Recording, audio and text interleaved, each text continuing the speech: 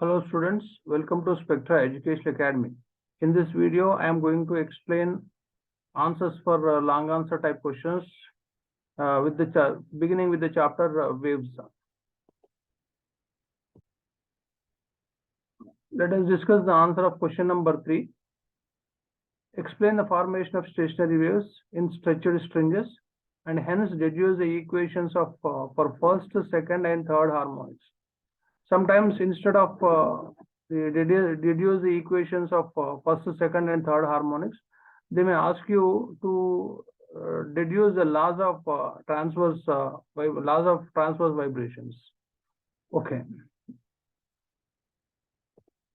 Yeah. You can write the answer like this. First, you need to define the stationary waves.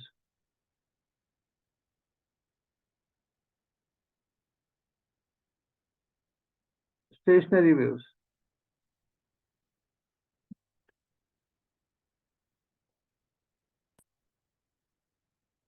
Right. When two progressive waves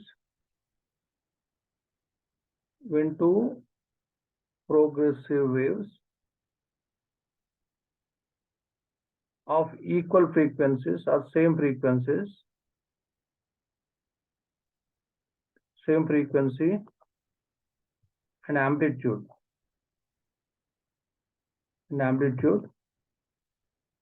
traveling in opposite directions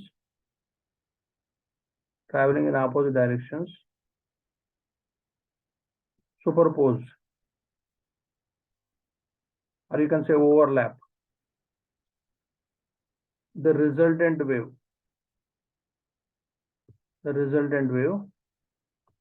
is called standing wave or stationary wave. Standing wave or stationary wave. Standing wave or stationary wave. So how to produce stationary waves along stretched string? So for that, consider a string whose length is greater than its radius, also having uniform area of cross section.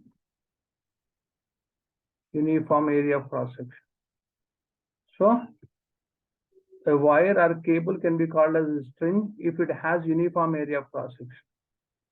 The next one, the length of the string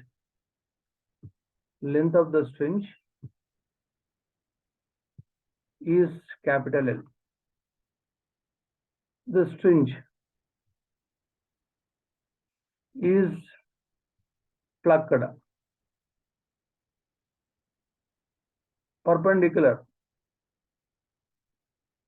perpendicular to its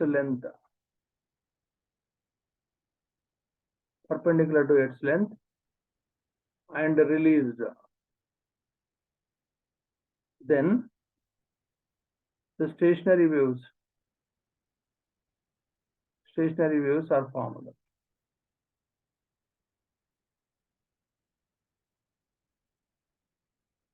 So you can understand with the help of diagram. For example, so this is rigid support.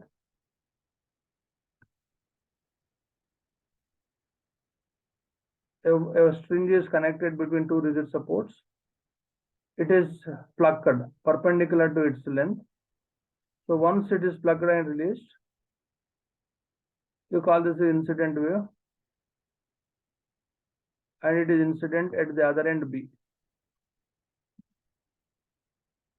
Then, so once it is incident on the rigid support, you can expect, so this is going to be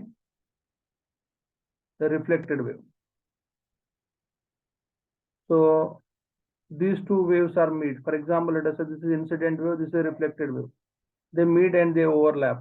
So here they overlap, here they overlap. So this is end A. Now, so the equation for the displacement equation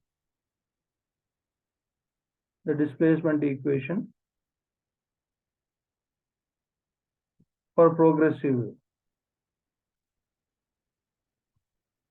Displacement equation for progressive wave. Yeah. When the wave is propagating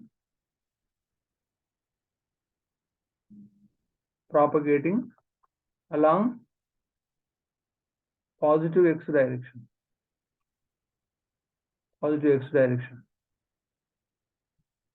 So y is equal to, you can say y1 is equal to a sin kx minus omega t, where k is the wave number,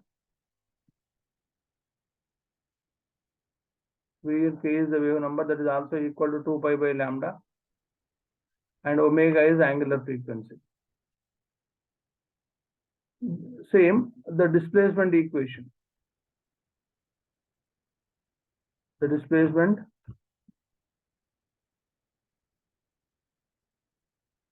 equation for progressive wave,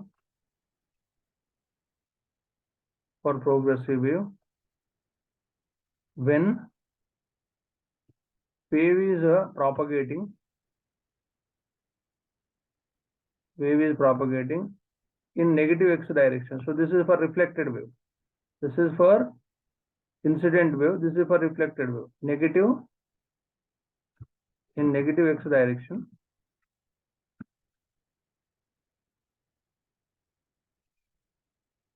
So y2 is equal to a sin kx plus omega t. If it is moving in positive x direction, we go with the negative here. If it is moving in the negative x direction, we go with the plus. So according to the superposition principle,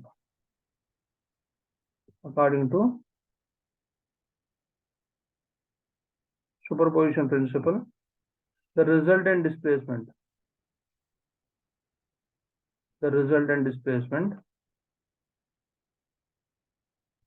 displacement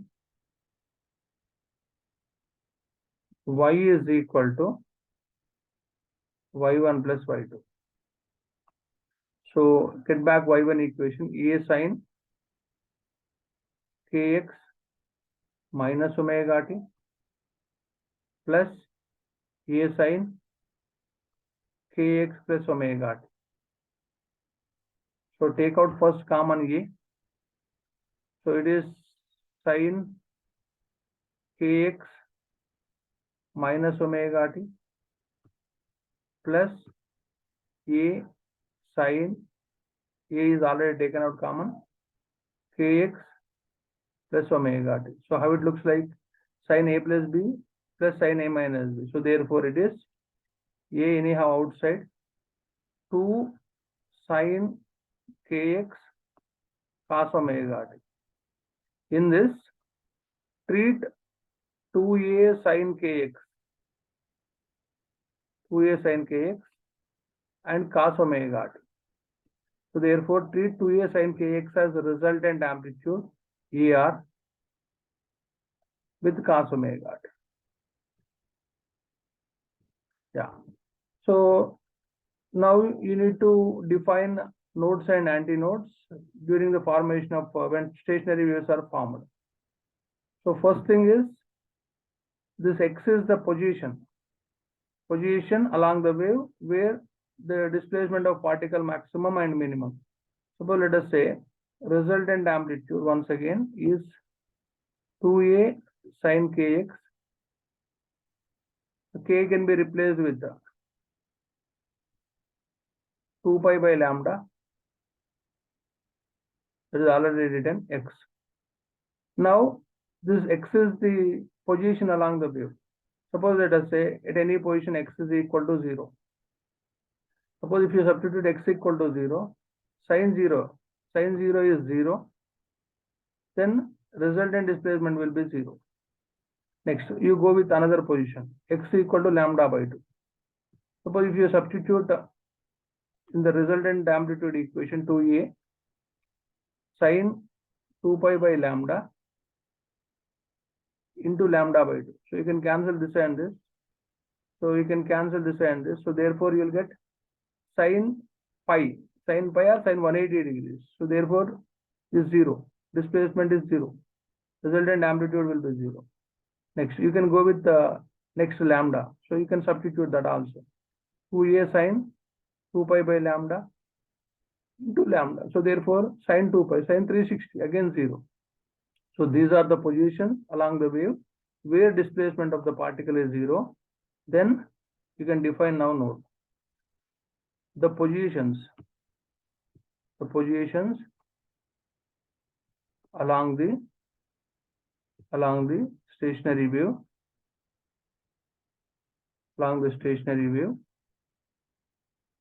where displacement of the particle is 0. So those positions are identified as nodes.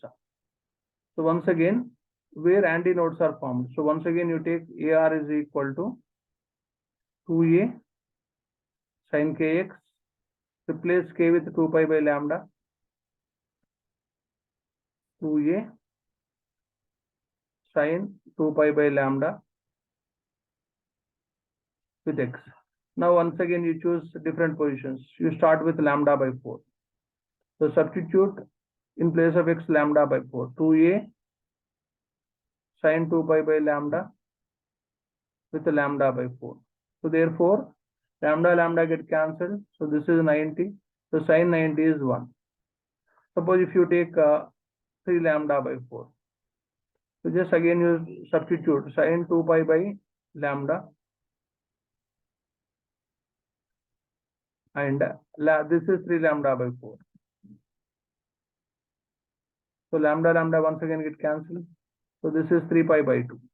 So 270. Again sin 270 is 1. So at these positions, displacement of the particle is maximum. So therefore, what are antinodes? The positions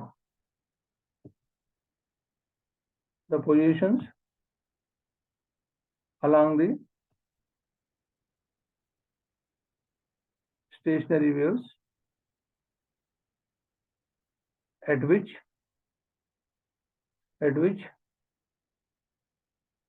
displacement of the particle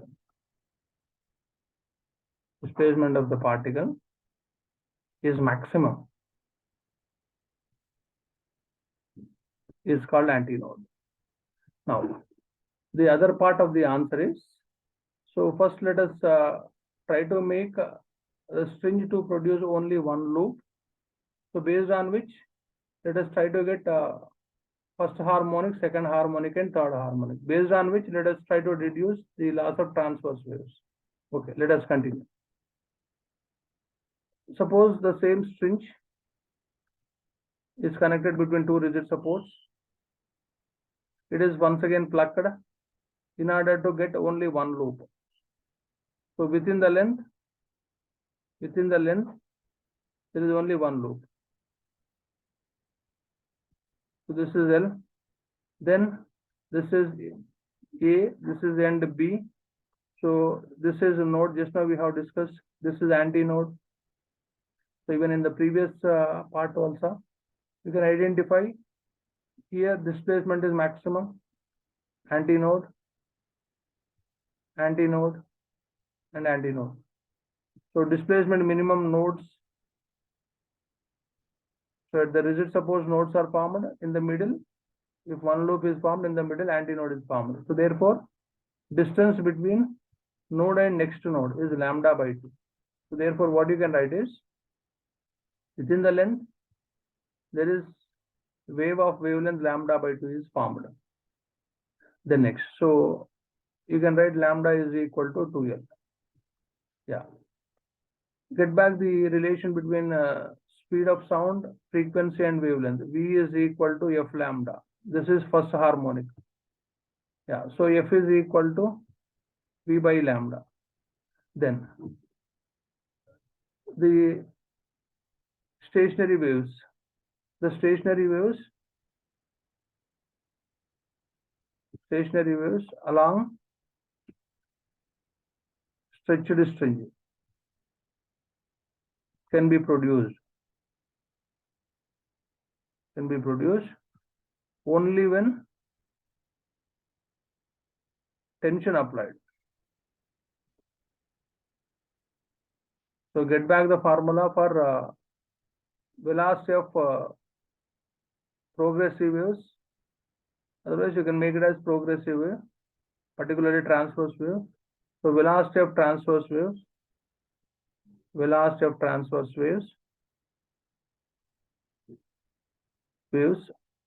along stretched string. V is equal to under root T by mu. So what is mu there is linear density. Linear density nothing but mass by length, mass per unit length in particular. So you can take this is equation 1. Once again you write V is equal to F lambda. This is fundamental or first harmonic. So you call this equation 1. You call this equation 2. So comparing 1 and 2. So comparing 1 and 2 means F lambda is equal to under root T by mu. Then, so get back what is lambda you have written here, 2L. So therefore, F into 2L is equal to under root T by mu. So F is equal to 1 by 2L under root T by mu. So this is the equation for the frequency of vibrations of a stretched string, fundamental frequency in particular. So call this is first harmonic or fundamental frequency. Suppose if the same loop, even you can deduce the laws of transverse waves.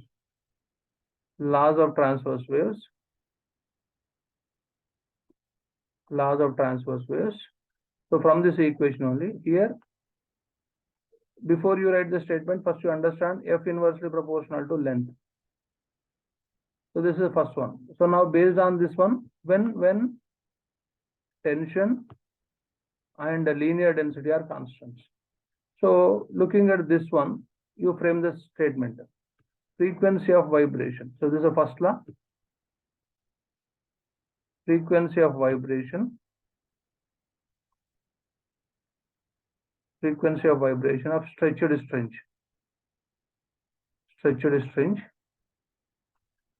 Is inversely proportional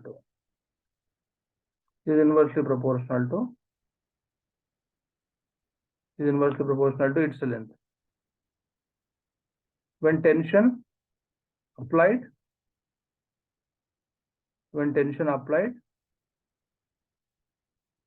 and linear density are constant. Yeah, moving to the second law. So in the previous equation, F is directly proportional to root T.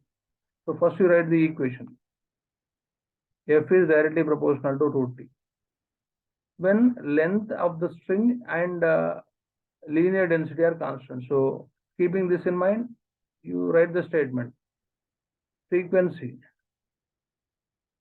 of vibration of stretched string is directly proportional to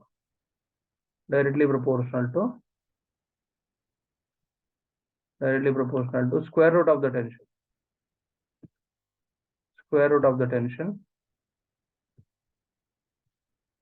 When length of the string and linear density. When length and linear density of the string are constant. So this is a statement, second law. Now moving to third. In the fundamental frequency equation, you have F inversely proportional to root mu. So looking at the equation, you frame the statement. The frequency, particular fundamental frequency of the vibration of stretched string. Vibration of stretched string is inversely proportional to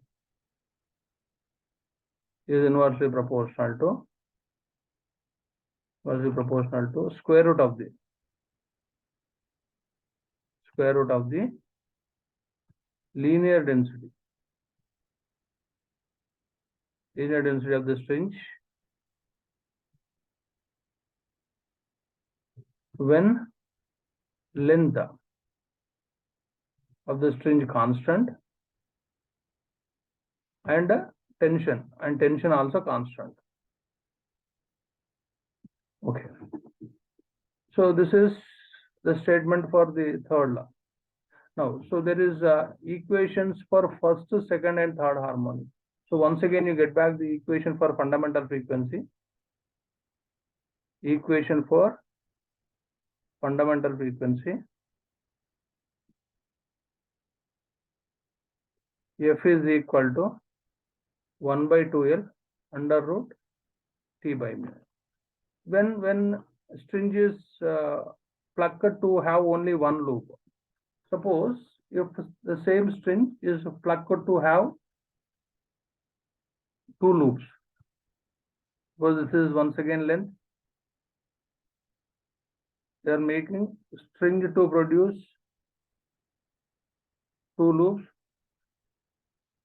So therefore, two antinodes and three nodes are formed. So therefore, within the length of the string, there is lambda by 2 here. There is one more lambda by 2 here. So therefore, L is equal to lambda by 2 plus lambda by 2. So this is going to be 2 lambda by 2. 2 and 2 get cancelled.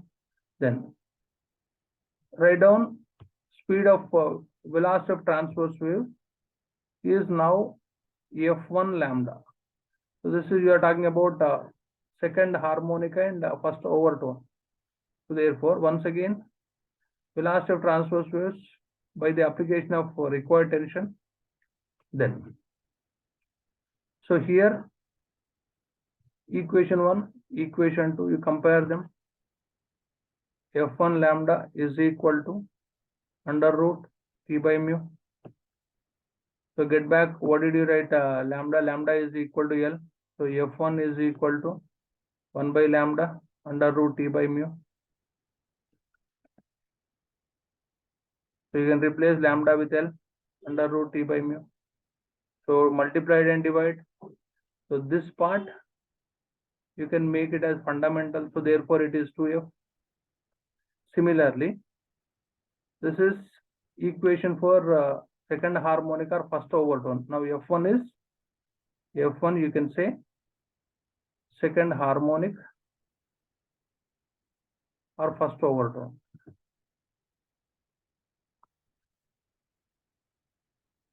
Moving to, suppose if the same string, making same string to produce 3 loops for third harmonic.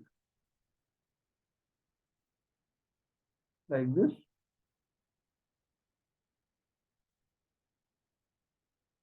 Yeah.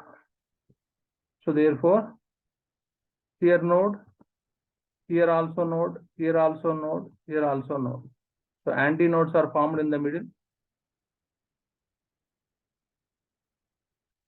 Now, so within the length, within the total length, there is lambda by 2. There is lambda by 2 from node to node. There is lambda by 2. So therefore, within the length, so lambda by 2 plus lambda by 2 plus lambda by 2. So it is 3 lambda by 2. So get back, lambda is equal to 2L by 3. Now once again, equation for the transverse wave, F2, you call it as second harmonic, F2 lambda. Substitute F2 with the 3L by 2. Now, So call this the equation 1. Now velocity of transverse wave along structure strain, once again it is T by mu. You call this the equation 2. Again compare F2 3 into 3L by 2 is equal to under root T by mu. So this is going to be, this is lambda equal to 2L by 3. Yeah, this lambda must be 2L by 3. This lambda must be 2L by 3. Even here also, lambda must be 2L by 3. Here also 2L by 3. Yeah, so F2 is equal to 3 by 2L under root T by mu. Now this part is again fundamental. It is 3F. So this is called as third harmonic or first to second overtone. So therefore you can write the ratio also, fundamental frequency, fundamental frequency or fundamental frequency and first harmonic same.